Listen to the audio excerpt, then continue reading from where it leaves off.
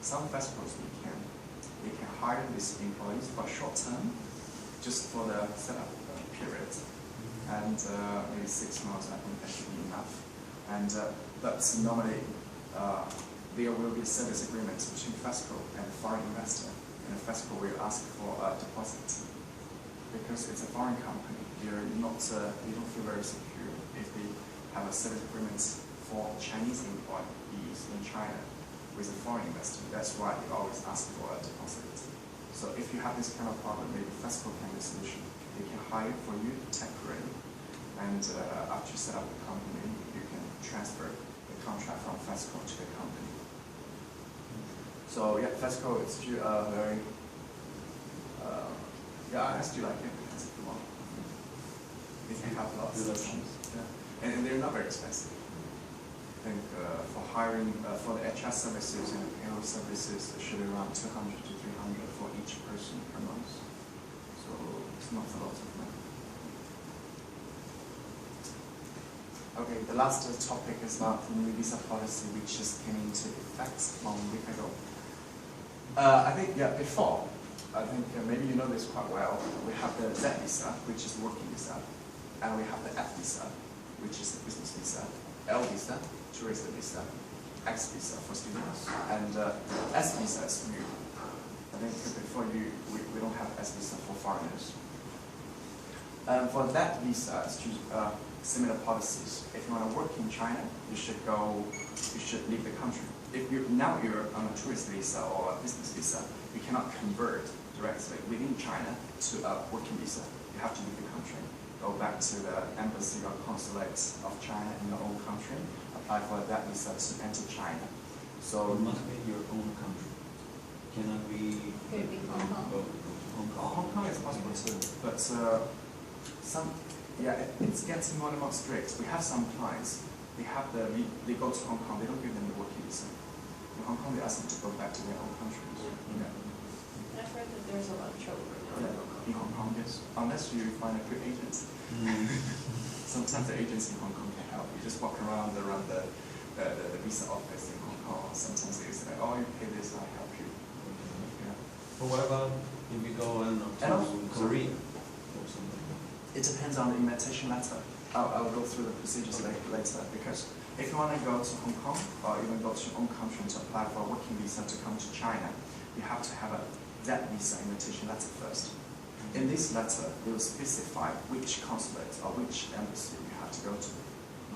So you cannot say like, I'm American, but I go to the Chinese embassy in South Korea to apply for the working visa.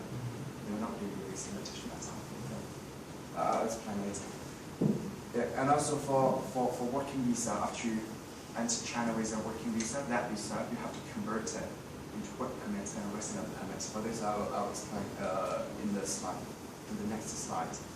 And for F visa, before that we have F visa, but now we have the separate F visa, the business visa. Now we have the M visa plus F visa. M visa is more like a business and a trading. If you come to China for business trips, for trading shows, you apply for the M visa. For F visa, it's for communication, visits, investigations. So just two subcategories. And for F visa, normally if you just want to apply for 90-day single entry, your company in China, or if you go to a conference, the organizer of the conference, they can just write a letter to you, and you can apply for an F visa, M visa or F visa in the embassy or consulates overseas. Unless you want to apply for a longer period, like business visa for multiple entries, then you have to go to I think Shanghai Commission of Commerce. You have to apply for that. I think they just moved. It used to be in the building over there, but now they moved to Pudong. So yeah, you have to go there to ask for a formal invitation letter for the F visa, but for multiple entries for longer period than 90 days. But you have to. There are requirements. For example, I think for 1 year multiple entries, you have to show in your passport that you have been coming to China for more than 8 times in the past year. So not a lot of people can really fulfill this kind of requirements unless you are very frequent traveling to China. So common practice is 1 month, 3 months, 90 days, single entry, which can also be extended within China in the visa office in Pudong. If you have a business visa for 90 days, but you want to stay for a few days more, you can go to Pudong, the visa office, the visa center, and normally they can give you 1 month's extension. But we tried for some of our clients for the second extension, like for animals. We succeeded before, but most of the time rejected. So you can only extend for once for another 14 days. L visa, tourist visa. I think a lot of foreigners they enter with L visa, and this can also be normally it's 90 days single entry, and if you, after it can also be extended for 1 more month in Pudong. So if you want to stay, just stay for maybe a couple of weeks more. You don't have to leave the country without a new visa. Just go to Pudong to extend it. Students visa. I think X1 is for long-term students visa. X2 is for short-term students visa. And for students, if they enter with students visa, they also have to convert it into a resident permit. So normally that's options. And S visa, it's for the family visit. Because before, for example, your husband is working in China with a work permit and a resident permit. If you and your kids wants to come to China to live with your husband, it's very flexible. You can enter with a tourist visa or business visa. Just enter China. After you arrive in China, you can convert it into a resident permit based on your husband's also for your kids work permit and resident permits. And after the new policies, it still works. But we have more requirements. For example, you have to show the marriage certificate, and this certificate has to be notarized and legalized in your own country. And your kids' birth certificate also have to be notarized and legalized. But if you enter with a S2 visa or S1 visa, they don't ask for the notarized legalized documents, because normally they will ask in the embassy and the consulates overseas in China if you want to ask for S1 or S2, because it's a family visa. And also for the long term, for S1, you can see they are limited. It's limited to spouses, parents, children under 18, and sponsors, parents. So that means that if you have a kid over 18 years old, you cannot apply for a resident permit in China with you. Basically, he has to apply for something else, like a tourist visa, business visa, but he's not going to get a resident permit, because I think the logic is that if you're more than 18 years old, you shouldn't just rely on your parents. You should come to China for something else. If you're under 18, you're still supported by your parents. That's why you can convert your visa into a work permit and stay with your parents. And but for a short term, for less than 180 days, yes, you can. It's just limited to family members. You can including kids over 18 years old. So it's quite flexible. So, but this is a new policy in China, and we don't know how the consulates, embassies overseas, how they implement it. So normally, I think for the S1, S2, if you have them in your hands and come to China, it's very easy to convert into resident permit, and maybe they will have high requirements in the embassies and the consulates overseas. So before you do this, you have to check. Yeah, then it's talking about work permits and the resident permits. It's just the whole process. Maybe I'll just quickly explain to you, and also combining the new policies. The first step, after you sign a contract with your employer in China, your employer has to apply for a work license. It's not for you, it's for your employer. They have to be approved to hire foreign employees. So it takes about 5 business days, and you don't have to worry about this, because your employer will take care of this. And afterwards, that you have to apply for the invitation letter in Shanghai. It's from Shanghai Commission of Commerce, and then in some other cities, it should be the Foreign Affairs Bureau. You have to go there, apply for an invitation letter for that visa, that in this letter you have to indicate to which consulate, to which embassy you are going to apply. So normally if you select, okay, if you're from Ecuador, you select, I want to apply for invitation, apply for that visa in the consulate of maybe Thailand, they will not give you this letter. You select, you should go back to Ecuador. Or maybe Hong Kong, if it can prove, you can go to Hong Kong. It depends. As far as I know, for Americans and the British, they can go to Hong Kong, no problem. But for other countries, I'm not sure. It depends on their approval. And yeah, after you get the invitation letter, you have to leave the country. You have to leave the mainland of China, and you go to the designated Chinese embassy or consulate to apply for the VET visa. Normally it takes 4 days, but it depends on the consulate. Plus in the flying time. I don't know how long does it take for the embassy in Ecuador. I think it's Yeah, 4 days. 1 week's time. While you're getting there, they're already in the Yeah, process. it Get takes there, very you get long it, and then you have to go back. Yeah, so yeah, then you get that visa, and in this invitation letter, they will also indicate in which month you will re-enter China. So it's a small letter, but a lot of information you have to follow. If you don't enter within that period, then that visa will see like, normally it's 30 days, sorry, it's 90 days with single entry. If you enter, it's used, it will be cancelled. So you must finish the step 4, step 5, and step 6 within 30 days after you enter China. So it's a very tight schedule after you enter China. And step 4 is a health check. Normally foreigners do this beforehand, because the health check report is valid for 6 months. So you can just do whenever you have time and keep the health check report. And but that's a new policy. In Hong Kong, we have encountered these problems. In Hong Kong, if you go to apply for that visa, they ask you to do a health check in Hong Kong. Yeah. So we have clients, they had these kind of problems. So they're stuck in Hong Kong for 7 days just for the health check report. So yeah, this may happen. So if you go there and apply for that visa, you should get prepared. And also in some other countries, like in India, they ask you to go to a local hospital, the Chinese embassy consulate. They ask you to go to a designated local hospital for a health check as well. So, because I'm not sure whether if you have the Chinese health check report, if you bring with you, it will be accepted by the embassy and consulate overseas. Maybe they want the local hospitals reports. So the health check is also becomes more and more strict nowadays.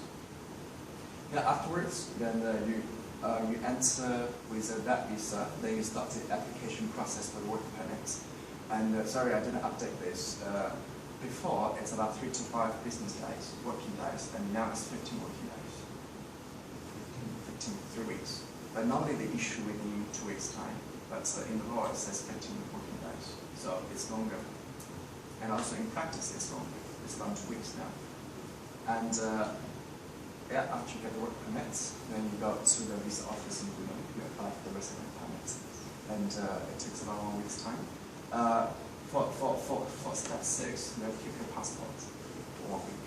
So basically, you can still travel within China, but you cannot travel outside of China. So if you have holidays planned during that period, you probably have to avoid it. So yeah, and afterwards, now the work permit, the resident permit, just on a yearly basis, 1 year they issue, unless you're working for like 3 big companies with a huge investment in China, very high positions. And in total, it takes about 7 to 10 weeks. In the law, it is set after you enter with that visa, you have to finish everything within 1 week. Oh, sorry, within 30 days. But even if you are a little bit like more than 30 days, it's fine. As long as you finish everything before the valid period of that visa, I think should be fine. Yeah, that's everything for the presentation today. So, any questions? What happens with the IEs? I want to know. Yes. Oh, IE is not, they're not subject to Chinese labor contract law. They have special, it's a contract relationship. labor contract law do not apply to IEs. So it's like interns basically, like you can, Yeah, also, it's a mutual commitment. and also another issue is about the foreign interns. What kind of visa you should apply for?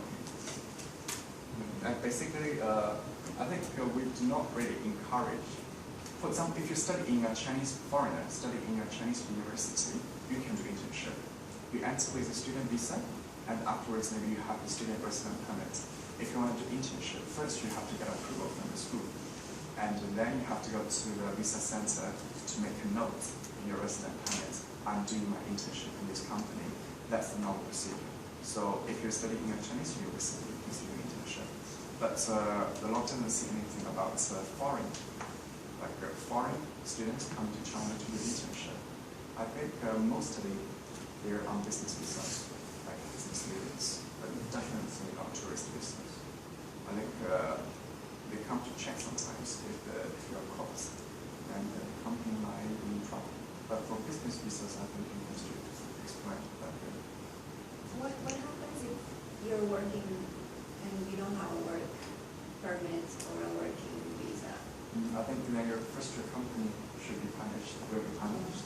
And I think maybe you'll be required to apply for a resident work permits and a resident permits. Do you have to pay a fine or do you go to jail or? No, I don't think so. No? You would Yeah, have maybe to a fine. You apply for a fine. Yes. No, Yes, it's just I like read it. they'll ask you to apply for the work permits. If you cannot get a work permit, then you cannot work here. You have to leave.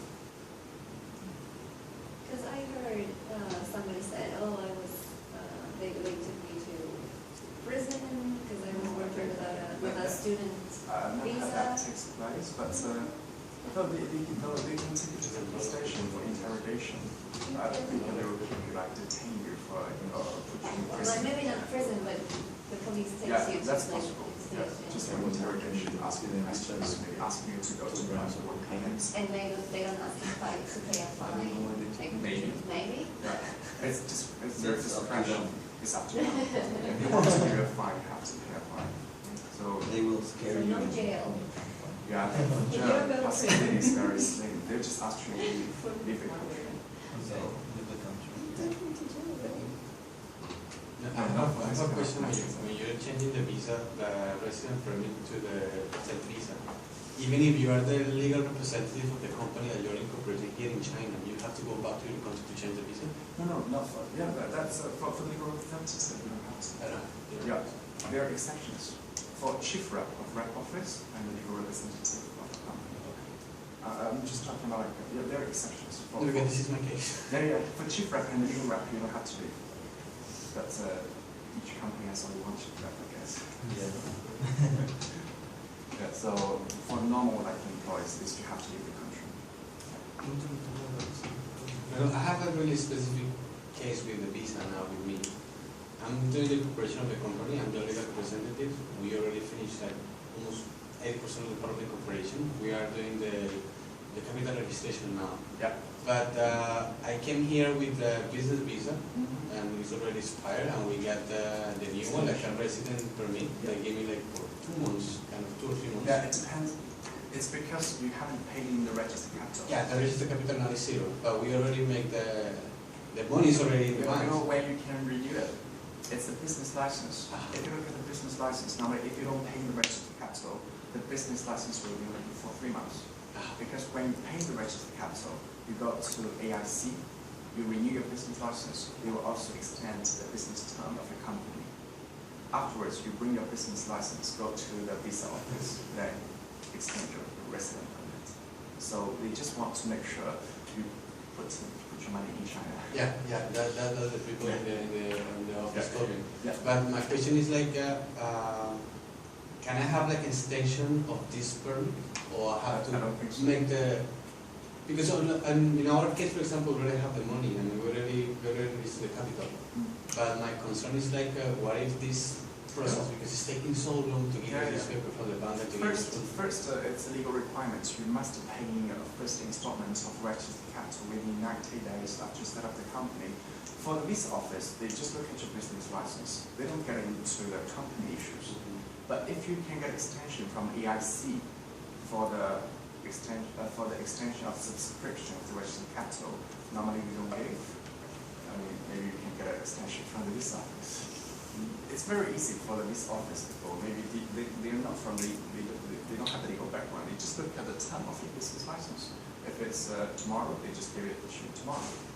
How much time do they take to do this, to change, to give me the new visa? Which kind of visa they're going to give me after I finish the capital registration? I think it's the same. Yeah, You just give them as long as you give them the passport, so they can just give it back to you within 1 month's time.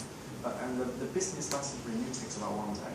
So after you pay in the registered capital, it takes about 1 to 2 weeks to do the capital verification. And after capital verification, it takes 1 day for you to renew the business license. Afterwards, you can go to extend your resident permit. So just make sure everything's done within 90 days after you set up the company. Because a lot of companies, they set up the company, they get the business license, but they don't pay money. That's why the government, they realize there's a problem, so everything's They connected. need to check the license that you have the money there. Yeah, They have everything's money there, connected they with give your you visa. investment in China. So yeah, I think that's right. It's quite common now. Yeah. They give you short-term resident permit periods, unless you pay money into your company. And is it possible to apply for, let's say, a tourist visa or something while you're on this? Yeah, but then the problem is that if you apply for a tourist, for the legal representative, it's not a big problem because you can still convert a tourist visa into a restaurant permit without leaving China. But if a normal employee, you just have to leave the country again. Okay. If within the valid period of your working visa, you did not finish the process, then you have to go through the whole process again. Yeah. So always try to finish before the expiration of that visa. You don't want to go through the whole thing again. Leave the country, apply for a jet visa, come again. That's it? Yeah. Okay, so like, no more questions? No more questions? Thanks a lot, Victor. Thank you.